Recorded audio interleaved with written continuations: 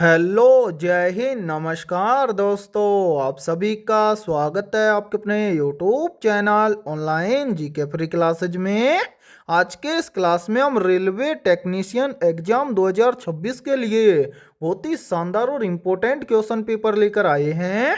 और मेरे भाई इस क्वेश्चन पेपर के अंदर हमने उन्हीं क्वेश्चनों को कवर किया है जो क्वेश्चन आपके रेलवे टेक्नीशियन एग्जाम 2026 के लिए इम्पोर्टेंट रहेंगे। इसलिए आप सभी अभ्यर्थी एक बार इस क्वेश्चन पेपर को कंप्लीट जरूर देख लेना, क्योंकि आपके एग्जाम में इसी टाइप के क्वेश्चन बार बार रिपीट होते हैं। तो चलिए शुरू करते हैं आज के इस क्वेश्चन पेपर को बिना देरी के।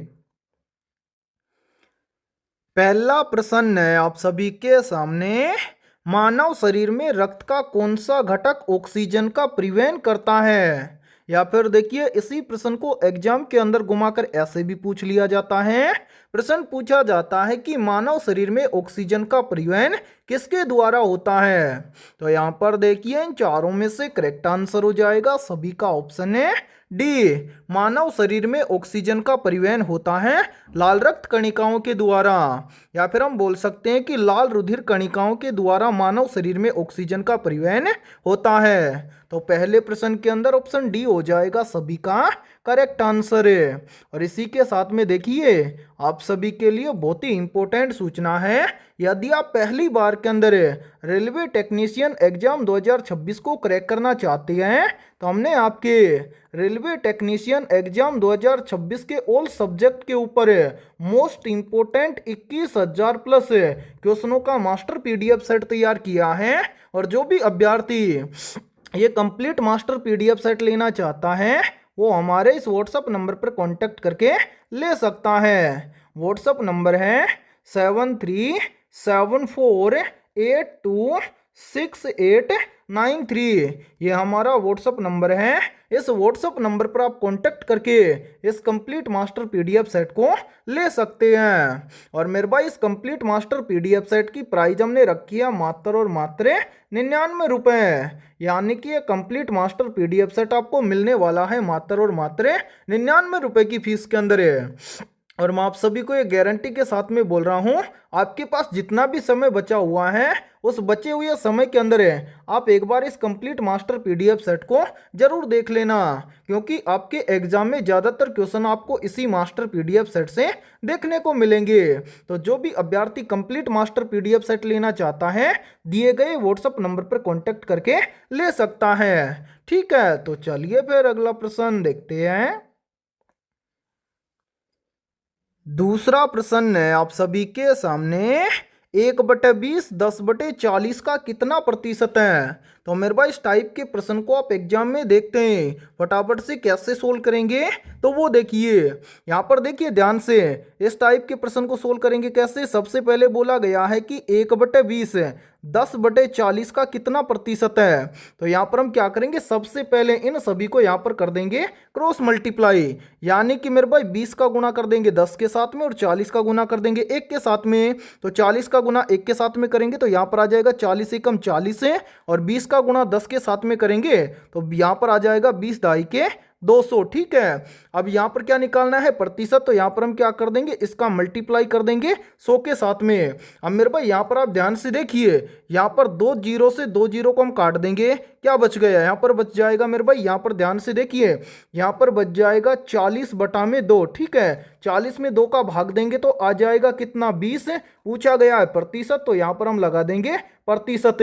यानी कि मेरे भाई 1/20 का, यानी कि 1/20 10/40 का कितना प्रतिशत है, 20% है। अब हमें देखना है कि 20% किसी ऑप्शन में दिया गया है, तो आंसर है 20% हमें दिया गया है ऑप्शन डी के अंदर है। तो दूसरे प्रश्न के अंदर ऑप्शन डी हो जाएगा सभी का करेक्ट आंसर है। तो उम्मीद करता हूं कि जब भी इस टाइप का प्रश्न आपको एग्जाम में दिया जाएगा तो फटाफट से सोल्व कर लेंगे।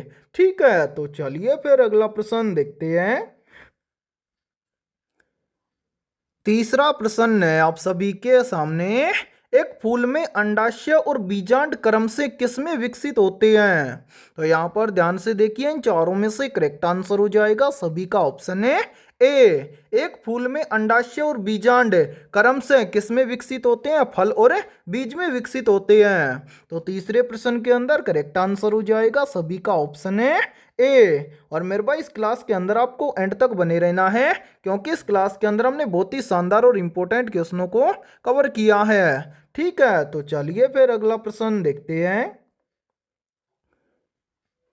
चौथा प्रश्न है आप सभी के सामने, मस्तिष्क का कौन सा भाग स्वैच्छिक मांसपेशियों के संचालन को सीधे नियंत्रित करता है? मेरे भाई वेरी वेरी इंपॉर्टेंट प्रश्न है ये, तो जल्दी से बताइए इन चारों में से करेक्ट आंसर क्या होगा। आप सभी से पूछा गया है कि मस्तिष्क का कौन सा भाग स्वैच्छिक मांसपेशियों के संचालन को सीधे नियंत्रित करता है। तो यहाँ पर देखिए इन चारों में से करेक्ट आंसर हो जाएगा सभी का ऑप्शन है बी। मस्तिष्क का जो मोटर क्षेत्र भाग है वो स्वैच्छिक मांसपेशियों के संचालन को सीधे नियंत्रित करता है। तो चौथे प्रश्न के अंदर करेक्ट आंसर हो जाएगा सभी का ऑप्शन है बी। तो चलिए फिर अगला प्रश्न देखते हैं। पांचवा प्रश्न है आप सभी के सामने, बीज में ऐसा क्या है जो नए पौधे के विकास के लिए आवश्यक है? तो यहाँ पर देखिए इन चारों में से करेक्ट आंसर हो जाएगा सभी का ऑप्शन है ए। बीज में मेरे भाई भ्रूण है जो नए पौधे के विकास के लिए आवश्यक है। तो पांचवें प्रश्न के अंदर करेक्ट आंसर हो जाएगा सभी का ऑप्शन है ए। तो चलिए फिर अगला प्रश्न देखते हैं। छठा प्रश्न है आप सभी के सामने, दी गई श्रृंखला में प्रश्नवाचक चिन्ह के स्थान पर क्या आएगा? यानी कि ये छठा प्रश्न आप सभी के सामने सीरीज से संबंधित प्रश्न दिया गया है और आपसे पूछा गया है कि इस सीरीज में इस प्रश्नवाचक चिन्ह के स्थान पर कौन सी संख्या आएगी। तो इस टाइप के प्रश्न को आप एग्जाम में देखते ही फटाफट से कैसे सोल्व करेंगे, तो वो देखिए मेरे भाई यहाँ पर ध्यान से समझिए सीरीज वाले प्रश्न को किस प्रकार से सोल्व किया गया है। ध्यान से देखिए सीरीज में सबसे पहले दिया गया है 319 है। 319 से कितना बन रहा है? 320 है। 319 से 320 कैसे बनेगा? तो यहाँ पर देखिए यदि हम 319 में क्या कर दें, प्लस 1 कर दें, तो 319 और 1 मिलकर बन जाएगा 320। फिर देखिए 320 से कितना बन रहा है? 323 है। 320 से 323 कैसे बनेगा? तो यहाँ पर देखिए यदि हम 320 में क्या कर दें, प्लस 3 कर दें, तो 320 और 3 मिलकर बन जाएगा 323। फिर देखिए 323 से कितना बन रहा है? 328 है। 323 से 328 कैसे बनेगा? तो यहाँ पर ध्यान से देखिए यदि हम 323 में क्या कर दें, प्लस 5 कर दें, तो 323 और 5 मिलकर बन जाएगा 328। इसी प्रकार से आगे देखिए 328 से बन रहा है 335 है। 328 से 335 कैसे बनेगा? तो यहाँ पर देखिए यदि हम 328 में क्या कर दें, प्लस 7 कर दें, यहाँ पर ध्यान से देखिए 328 में प्लस 7 कर देंगे तो बन जाएगा 335। इसी प्रकार आपसे पूछा गया है कि 335 से इस प्रश्नवाचक चिन्ह के स्थान पर कौन सी संख्या आएगी। तो मेरे पास इस प्रश्न चिन्ह की वैल्यू ज्ञात करने से पहले नीचे जितनी भी संख्याएं आई हैं इन सभी संख्याओं को ध्यान से देखिए और पता लगाइए यहाँ पर क्या हुआ है। तो ध्यान से देखिए सबसे पहले क्या हुआ, +1, उसके बाद में +3, उसके बाद में +5, उसके बाद में +7। सभी में प्लस हो रहा है तो आगे भी प्लस होगा। कितना प्लस होगा? तो ध्यान से देखिए 1 से कितना बन रहा है? 3। 1 से 3 बनेगा कैसे? यदि 1 में क्या कर दे, +2 कर दे, तो 1 और 2 मिलकर बन जाएगा 3। फिर देखिए 3 से कितना बन रहा है? 5। 3 से 5 कैसे बनेगा? तो यहाँ पर भी देखिए यदि हम 3 में क्या कर दे, +2 कर दें, तो 3 और 2 मिलकर बन जाएगा 5। फिर देखिए 5 से कितना बन रहा है? 7। तो 5 से 7 कैसे बनेगा? तो मेरे भाई यहाँ पर भी देखिए यदि हम 5 में क्या कर दें, +2 कर दें, तो 5 और 2 मिलकर बन जाएगा 7। इसी प्रकार से 7 से अगली संख्या निकालेंगे। 7 से अगली संख्या निकालने के लिए हम क्या करेंगे, सभी में +2 हो रहा है तो 7 में भी +2 कर देंगे, तो 7 और 2 मिलकर बन जाएगा 9। यानी कि 7 के बाद में कितना प्लस होगा? प्लस होगा 9। अब यहाँ पर ध्यान से देखिए हमें क्या करना है, इस प्रश्न चिन्ह की वैल्यू ज्ञात करनी है। प्रश्न चिन्ह की वैल्यू ज्ञात हो जाएगी कैसे? यदि हम 335 में क्या कर दें, +9 कर दें, तो इस प्रश्न चिन्ह की वैल्यू हमें ज्ञात हो जाएगी। तो ध्यान से देखिए 335 और 9 मिलकर बन जाएगा मेरे भाई 344। ठीक है, यानी कि इस प्रश्नवाचक चिन्ह के स्थान पर संख्या भरी जाएगी 344। 344। अब हमें देखना है कि संख्या 344 किसी ऑप्शन में दी गई है, तो हाँ सर संख्या 344 हमें दी गई है ऑप्शन डी के अंदर है, तो छठे प्रश्न के अंदर ऑप्शन डी हो जाएगा सभी का करेक्ट आंसर है। तो उम्मीद करता हूं कि छठा प्रश्न आपको अच्छे से क्लियर हो गया होगा, और जब भी इस टाइप का प्रश्न आपको एग्जाम में दिया जाएगा तो आप फटाफट से सोल्व कर लेंगे। ठीक है, तो चलिए फिर अगला प्रश्न देखते हैं। सातवां प्रश्न है आप सभी के सामने। 26 जनवरी 2025 को मनाया गया गणतंत्र दिवस भारत का खाली स्थान गणतंत्र दिवस था, या फिर इसी प्रश्न को एग्जाम के अंदर घुमाकर ऐसे भी पूछ लिया जाता है। प्रश्न पूछा जाता है कि 26 जनवरी 2025 को मनाया गया गणतंत्र दिवस भारत का कौन सा गणतंत्र दिवस था। तो यहां पर देखिए इन चारों में से करेक्ट आंसर हो जाएगा सभी का ऑप्शन है डी, यानी कि 26 जनवरी 2025 को मनाया गया गणतंत्र दिवस भारत का 76वां गणतंत्र दिवस था। तो सातवें प्रश्न के अंदर करेक्ट आंसर हो जाएगा सभी का ऑप्शन है डी।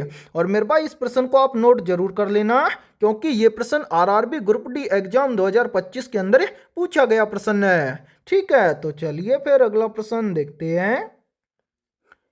आठवां प्रश्न है आप सभी के सामने। ओजोन के एक अणु में खाली स्थान होते हैं या फिर होता है। ऑप्शन ए 4 ऑक्सीजन परमाणु, ऑप्शन बी है 3 ऑक्सीजन परमाणु, ऑप्शन सी है 2 ऑक्सीजन परमाणु, और ऑप्शन डी है 1 ऑक्सीजन परमाणु। तो यहां पर देखिए इन चारों में से करेक्ट आंसर हो जाएगा सभी का ऑप्शन है बी। ओजोन के एक अणु में 3 ऑक्सीजन परमाणु होते हैं। तो आठवें प्रश्न के अंदर करेक्ट आंसर हो जाएगा सभी का ऑप्शन है बी। और मेरे भाई यहाँ पर ध्यान से देखिए, यहीं से एक प्रश्न और बनता है, और ये प्रश्न भी काफी बार एग्जाम के अंदर रिपीट होता है। प्रश्न पूछा जाता है कि ओजोन परत किन किरणों से हमारी सुरक्षा करती है, या फिर ओजोन परत किन किरणों को रोकती है। तो मेरे भाई याद रखना, ओजोन परत पराबैंगनी बैंगनी किरणों को रोकती है। ठीक है, तो चलिए फिर अगला प्रश्न देखते हैं। नौवां प्रश्न है आप सभी के सामने। सिमलीपाल राष्ट्रीय उद्यान किस राज्य में स्थित है, जिसे वर्ष 2025 में राष्ट्रीय उद्यान घोषित किया गया है।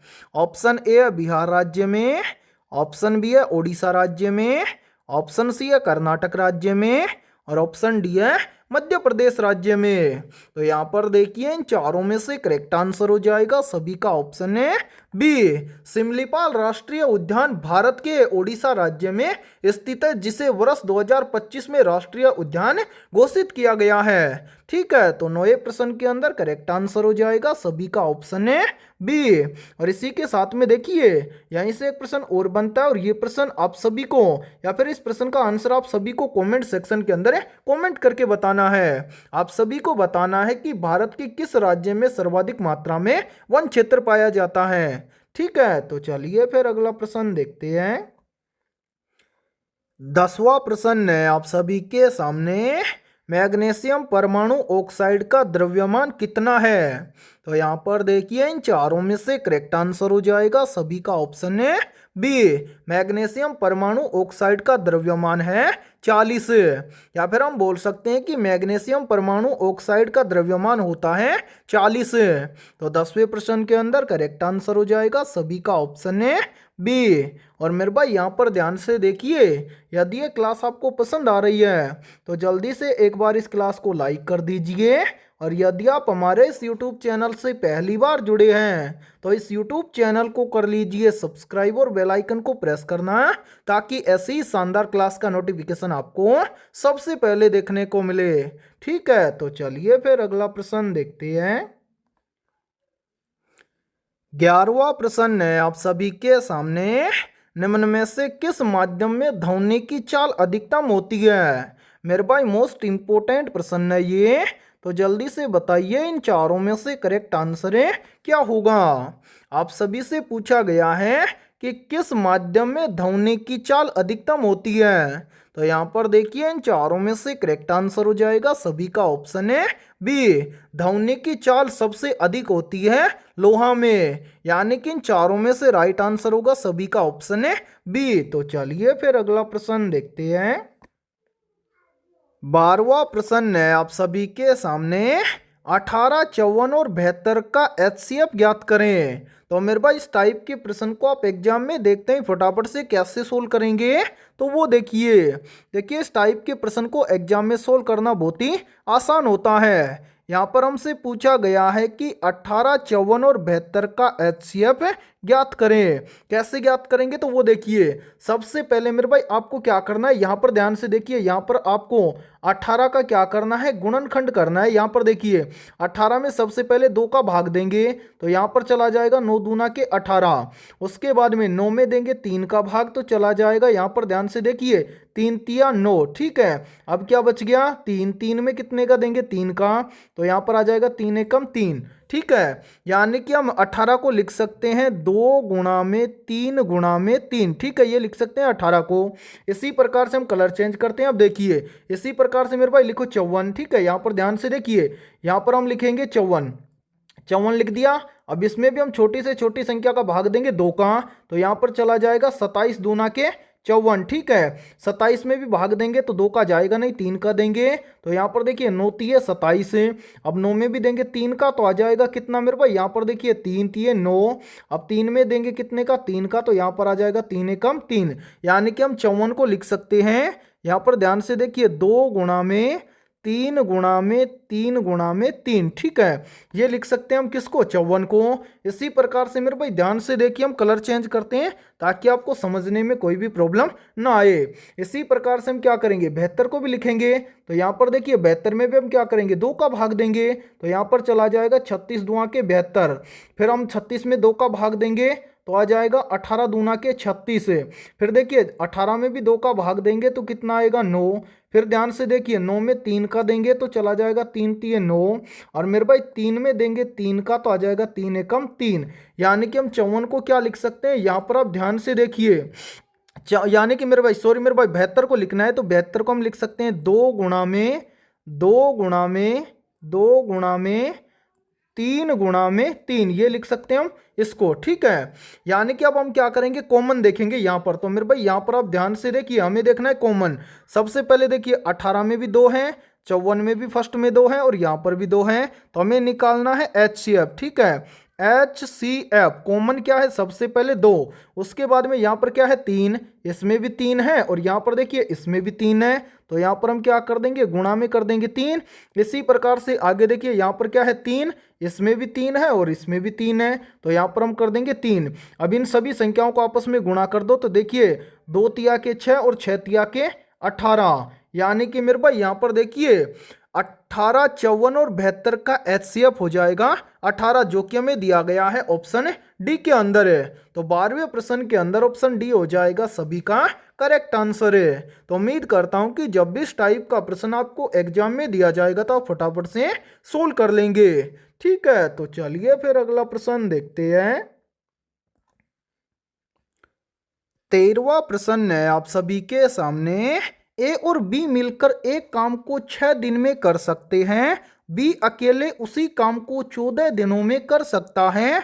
ए अकेले उसी काम का दोगुना काम करने में कितना समय लेगा, और वो हमसे पूछा गया है दिनों में, यानी कि कितने दिनों का समय लेगा। इस टाइप के प्रश्न को आप एग्जाम में देखते हैं मात्र 2 से 3 सेकंड में, और वो भी फटाफट से कैसे सोल्व करेंगे तो वो देखिए मेरे भाई यहाँ पर ध्यान से देखिए, यहाँ पर आपको स्पष्ट बोला गया है कि ए और बी, यहां पर ध्यान से देखिए मेरे भाई, ए और बी दोनों मिलकर किसी कार्य को कितने दिनों में करते हैं, 6 दिनों में करते हैं। और मेरे भाई बी अकेला उसी काम को कितने दिनों में कर रहा है, उसी काम को कर रहा है 14 दिनों में। तो सबसे पहले हम क्या करेंगे, यहां पर निकालेंगे इन दोनों का एलसीएम।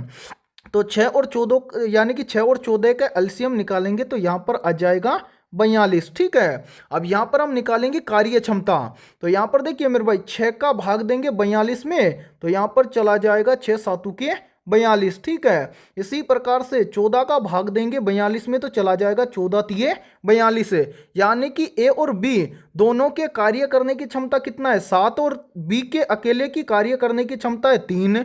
तो यहां पर मेरे भाई ध्यान से देखिए, मैं यहाँ पर कलर चेंज करता हूँ ताकि आपको समझने में कोई भी प्रॉब्लम ना आए, ठीक है मेरे भाई। यहाँ पर आप ध्यान से देखिए, यहाँ पर मैं कलर चेंज करता हूँ, 1 मिनट रुकिए मेरे भाई। अब देखिए आप ध्यान, यहाँ पर ध्यान से, यानी कि मेरे भाई ध्यान से देखिए ए और बी दोनों के कार्य करने की क्षमता कितनी है 7 है, और अकेले बी की कार्य करने की क्षमता कितनी है 3। तो यहाँ पर ध्यान से देखिए बी अकेले की कार्य करने की क्षमता 3 है, और यहाँ पर देखिए ए और बी दोनों की कितनी है 7 है। तो यहाँ पर देखिए ए अकेले की कार्य करने की क्षमता कितनी होगी 4, यानी कि 4 और 3 को आपस में ऐड कर देंगे तो यहाँ पर बन जाएगा 7। यानी कि यहाँ पर ध्यान से आप समझिए तभी इस टाइप के प्रश्न को सोल्व करेंगे। ए के अकेले की कार्य करने की क्षमता है कितनी 4 है, और बी अकेले की कार्य करने की क्षमता है 3 है। आपसे पूछा गया है कि बी अकेले उसी काम का दोगुना काम करने में कितना समय लेगा। तो टोटल कार्य कितना है यहाँ पर है 42। ध्यान से समझना। तो मेरे भाई यहाँ पर मैं लिख देता हूँ 42।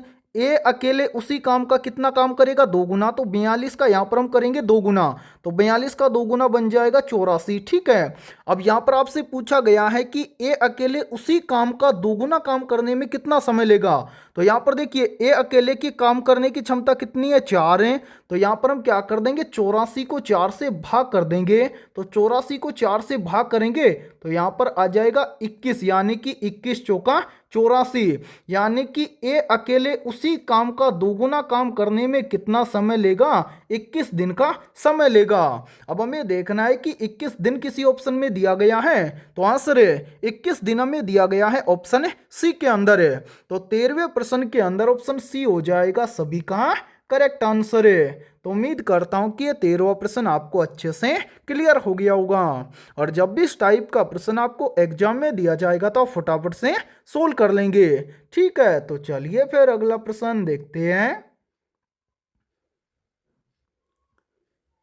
14वां प्रश्न है आप सभी के सामने। फिट इंडिया कार्निवल 2025 का उद्घाटन किसने किया है। तो यहाँ पर देखिए इन चारों में से करेक्ट आंसर हो जाएगा सभी का ऑप्शन है डी। फिट इंडिया कार्निवल 2025 का उद्घाटन किया है मनसुख मंडविया ने। तो 14वें प्रश्न के अंदर करेक्ट आंसर हो जाएगा सभी का ऑप्शन है डी। और इसी के साथ में देखिए आप सभी के लिए बहुत ही इंपॉर्टेंट सूचना है। यदि आप पहली बार के अंदर आरआरबी टेक्नीशियन एग्जाम 2026 को क्रैक करना चाहते हैं और आपके पास जितना भी समय बचा हुआ है उस बचे हुए समय के अंदर आप एक बार इस कंप्लीट मास्टर पीडीएफ सेट को जरूर देख लेना। यानी कि हमने आपके रेलवे टेक्नीशियन एग्जाम 2026 के लिए ऑल सब्जेक्ट के ऊपर 21,000 प्लस रामबाण क्वेश्चनों का मास्टर पीडीएफ सेट तैयार किया है, और जो भी अभ्यर्थी ये कंप्लीट मास्टर पीडीएफ सेट लेना चाहता है वो हमारे इस व्हाट्सअप नंबर पर कांटेक्ट करके ले सकता है। व्हाट्सअप नंबर है 7374826893। ये हमारा व्हाट्सअप नंबर है। इस व्हाट्सअप नंबर पर आप कांटेक्ट करके इस कंप्लीट मास्टर पीडीएफ सेट को ले सकते हैं। और इस कंप्लीट मास्टर पीडीएफ सेट की प्राइस हमने रखी है मात्र और मात्र 99 रुपये। यानी कि ये कंप्लीट मास्टर पीडीएफ सेट आपको मिलने वाला है मात्र और मात्र 99 रुपये की फीस के अंदर है। और मैं आप सभी को ये गारंटी के साथ में बोल रहा हूँ यदि आप बचे हुए समय के अंदर इस कंप्लीट मास्टर पीडीएफ सेट को अच्छे से तैयार कर लेते हैं तो आप पहली बार के अंदर रेलवे टेक्नीशियन एग्जाम 2026 को क्रैक कर जाएंगे, और सभी क्वेश्चन आपको फुल सॉल्यूशन के साथ में मिलने वाले हैं। ठीक है, तो चलिए फिर अगला प्रश्न देखते हैं। 15वां प्रश्न है आप सभी के सामने। वर्ष 2025 में निशानेबाजी के लिए किस कोच को द्रोणाचार्य पुरस्कार प्रदान किए गए हैं। तो यहाँ पर देखिए इन चारों में से करेक्ट आंसर हो जाएगा सभी का ऑप्शन है ए। वर्ष 2025 में निशानेबाजी के लिए कोच सुभाष राणा को द्रोणाचार्य पुरस्कार प्रदान किया गया है। तो 15वें प्रश्न के अंदर करेक्ट आंसर हो जाएगा सभी का ऑप्शन है ए। तो मेरे भाई आज की इस क्लास के अंदर इतना ही। यदि ये क्लास आपको पसंद आई है तो जल्दी से एक बार इस क्लास को लाइक कर दीजिए, और यदि आप हमारे इस यूट्यूब चैनल से पहली बार जुड़े हैं तो इस यूट्यूब चैनल को कर लीजिए सब्सक्राइब और बेल आइकन को प्रेस करना, ताकि ऐसी शानदार क्लास का नोटिफिकेशन आपको सबसे पहले देखने को मिले। तो फिर मिलते हैं ऐसे ही बेहतरीन और शानदार क्वेश्चनों के साथ सुबह 11 बजे। ठीक है।